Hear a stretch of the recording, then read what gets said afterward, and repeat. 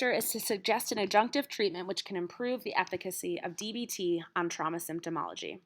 The problem is that people with trauma, who are often treated through DBT treatment, may have problems with embodiment, which leads to poorly understood, impulsive, and destructive behaviors. DBT does not adequately address problems with embodiment.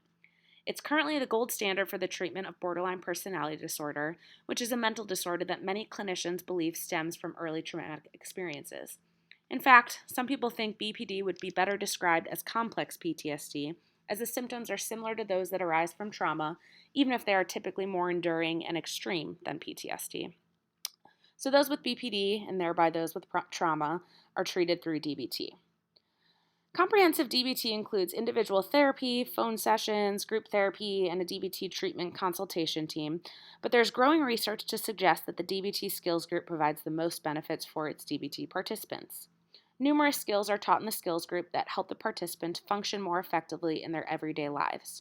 The problem is that DBT is primarily a top-down driven process, such that participants primarily learn to use their focus and attention through cognition to control thoughts and behaviors. Top-down cognition requires the use of higher brain regions, such as the prefrontal cortex, to reappraise and reframe cognitions and to set goals. This contrasts bottom-up processes, which refer to the data-driven processing of sensory information as it comes in before it is integrated into cognitive processes.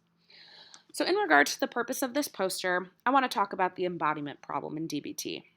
When it comes to embodiment, DBT teaches skills like ABC Please, which is a skill that enforces physical health for emotion regulation. By taking care of the body per se, one can stay more healthy and stable. Still, please activities require top-down processes to practice, as thoughts come before physical sensations and awareness. The lack of bottom-up mechanisms in DBT may not address disembodiment in BPD, and poorly understood impulsive and destructive behaviors may be the result. Since yoga is a mind-body practice that improves the integration and efficiency of top-down and bottom-up mechanisms, it has been recommended as an adjunctive treatment for disorders of trauma. Specific type of yoga exists called trauma-sensitive yoga, which modifies a typical Western-style class to make it more safe and accessible for trauma survivors.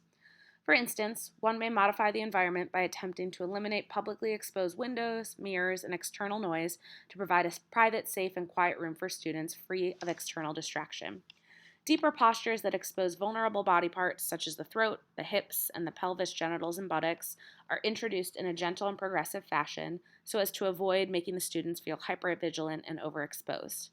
Language common in Western yoga classes, such as push a little further and hold a little longer, would be replaced with more invitatory language like when you are ready and if you like. The general instruction, if this is uncomfortable to you for any reason, you can always come out of the posture and come back to your mindful breathing, is emphasized throughout the practice. The goals of this type of yoga are for the practitioners to take control of their bodies and to let them know they can move away from internal discomfort. It aims to help them develop self-knowledge, friendliness, and gentleness toward their own bodies while still inviting them to try something new. In a pilot study done with women with treatment-unresponsive chronic PTSD, women were randomly assigned to either 8 weeks of trauma-sensitive yoga or of a DBT group. In comparison to their DBT group counterparts, yoga participants reported a greater reduction in the frequency of all PTSD symptoms, a greater reduction in the severity of hyperarousal symptoms, and greater gains in vitality and body attunement, suggesting that the benefits of the yoga practice may exceed those of a DBT skills intervention on PTSD-like symptoms. This leads to my conclusion. Since disembodiment is common in trauma and may lead to destructive behaviors such as dissociation, eating disorders, self-harm, and other body-related avoidance behavior, this must be better addressed in DBT treatment. Trauma is known to sever the mind-body connection and become stuck in the body, and recent research suggests that it can effectively be addressed through mind-body practices such as yoga. Trauma-sensitive yoga can facilitate better self-regulation through both top-down processes, such as goal setting and attentional processes, as well as bottom-up processes, through the physical practice, breath regulation, and meditation. It can improve the integration and efficiency of top-down and bottom-up mechanisms, which ultimately helps the yoga practitioner better respond to threats and feelings of disembodiment without using maladaptive coping mechanisms. Therefore, trauma-sensitive yoga should be included in DBT to help increase embodiment and therefore the efficacy of DBT on trauma symptomology.